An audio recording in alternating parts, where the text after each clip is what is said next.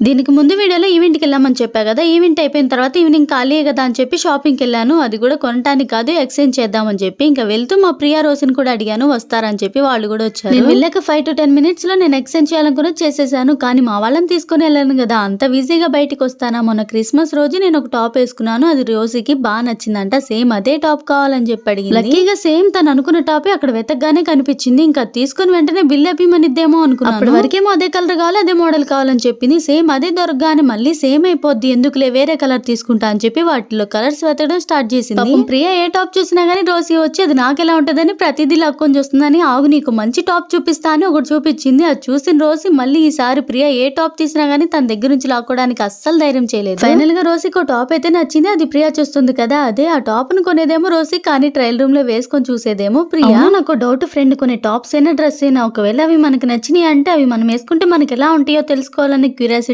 మా వాళ్ళలాగే మీకు కూడా ఉంటుంది. కామెడీ ఏంటంటే మేము బిల్లు కడతానికని వెళ్తుంటే అక్కడ మీనా కాటన్ శారీస్ బాటిల్లో పెట్టున్నాయి. అవి దూరం నుంచి చూసి ప్రియా అయితే పచ్చళ్ళు అనుకున్నా అని చెప్తుంది. పక్కనున్న బాయ్స్ కూడా ఏం నవ్వుకున్నారు. నాకు అప్పుడు ఒక సామెత కూడా గుర్తొచ్చింది, తిక్కలోడు తిన్నాలకెళ్తే ఎక్క దిగనే సరిపోయిందంట. అసలు షాపింగ్ మాల్ లో పచ్చళ్ళు ఎందుకుంటే నేను ఆ శారీ బాటిల్ నుంచి బయటికి తెద్దామని ట్రై చేశా గానీ అప్పుడు నాకు ఒకటి అర్థమైంది, ఆ శారీ బయటికి తీసినంత ఈజీ కాదు మళ్ళీ తిరిగి దాంట్లో పెట్టడం అని చెప్పి. అందుకే కామ్గా అది ఎక్కడుందో అక్కడ పెట్టేసి ఏమో అక్కడ జ్యువెలరీ ఉన్నాయి కదా అసలు ఎలా ఉన్నాయో చూద్దాం పదా అని చెప్పి పెద్ద కొనేదానిలాగా వెళ్ళింది. అక్కడికి వెళ్ళాక అర్థమైంది తను కొనటానికి కాదు జస్ట్ చూడటానికి వెళ్ళింది. అక్కడ నాకు తెలిసిన ఉన్నాడు, అన్న చెప్తే కనీసం డిస్కౌంట్ అనే ఇప్పించేవాడేమో. నేనేమో మా వాళ్ళ మాట్లాడినాను, డిస్కౌంట్ ఇస్తే గిఫ్ట్ ఇవ్వరేమో అన్నారని చెప్పి ముగ్గురు మీద ఒకటే బిల్ వేయించాము. ఇప్పుడు వచ్చే గిఫ్ట్ ముగ్గురు ఎవరు తీసుకోవాలన్నదే పెద్ద టాస్క్. మేము కొన్న బిల్లుకి వాళ్ళు మాకు ఇచ్చిన గిఫ్ట్ చూసాక నాకు వద్దులే అని చెప్పి నేను రోసి ఆ గిఫ్ట్ ని ప్రియాకే ఇచ్చేసాము. సర్లే కానీ వీడియో నచ్చితే ఒక లైక్ చేయండి మర్చిపోవద్దు.